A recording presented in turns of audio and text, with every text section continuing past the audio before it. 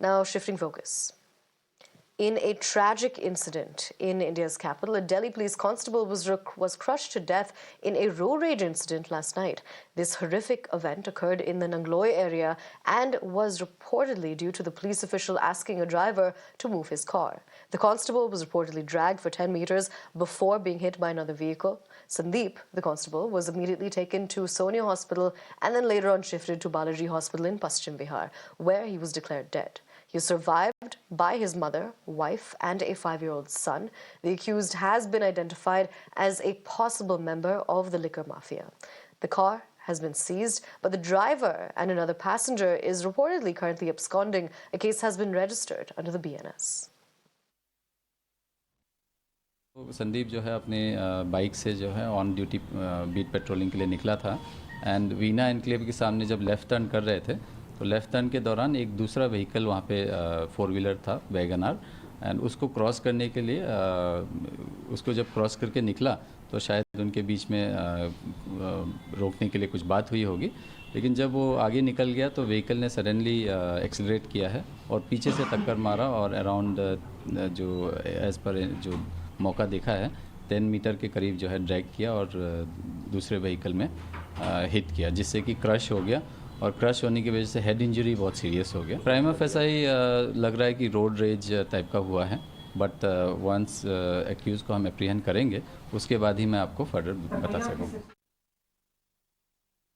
नांगलोई में जिस तरीके से एक कांस्टेबल को कुचलकर मार दिया गया, जो कार सवार था वो इसी जो कार है उसमें सवार था और बाइक से कांस्टेबल जो है वो इस गाड़ी का पीछा करके गाड़ी को रुकवाकर कोशिश कर रहा था गाड़ी वाले से पूछताछ करने के लिए, लेकिन इससे पहले कि कांस्टेबल पूछताछ कर पाते इसी वैगनार कार ने जोरदार टक्कर मारी और जिस टक्कर में जो कांस्टेबल थे जो बाइक पर सवार थे उनकी मौत हो गई है। देखिए वही कार है, कार के आगे का पूरा जो बम्पर है वो आपको टूटा हुआ नजर आएगा, जो साइड की हेडलाइट्स है वो पूरी तरीके से टूटी हुई नजर आएंगी।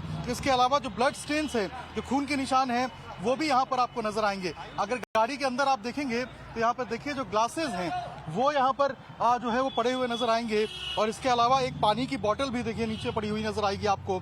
इसके अलावा देखिए जो गाड़ी है वो आपको नजर आएगा कि कोई इसके अंदर कुछ खा रहा था, यानी कि कोई अंदर शराब पी रहा था, ये भी यहाँ पर जो है वो पूरे तरीके से नजर आता है।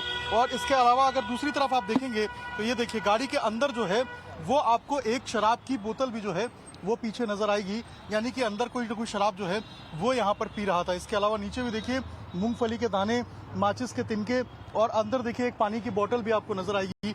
इसी गाड़ी में बताया जा रहा है कि जो कांस्टेबल है जब उनकी एक्सीडेंट हुई उसके बाद इसी गाड़ी में लाकर जो है वो उन्हें अस्पताल में पहुंचाया गया। और जो काम एलजी का है लॉ एंड ऑर्डर देखना, पुलिस व्यवस्था देखना, उसकी हालत आज दिल्ली की सबसे बदतर हो गई है। उसके अंदर एलजी साहब को कोई इंटरेस्ट नहीं है। 209 थाने हैं दिल्ली के अंदर, जाना चाहिए एलजी साहब को रोज एक थाने पे, क्यों नहीं जा रहे हैं? आज दिल्ली के अंदर जिस तरीके का दहशत का माहौल है, मैं पूरी जिम्मेदारी से कह सकता हूं ऐसा दहशत का माहौल दिल्ली में कभी भी नहीं था। ये बात बिल्कुल ठीक है। दिल्ली के अंदर कानून व्यवस्था नाम की कोई चीज़ नहीं रह गई है। यहाँ रात को निकलते हुए लोगों को डर लगता है।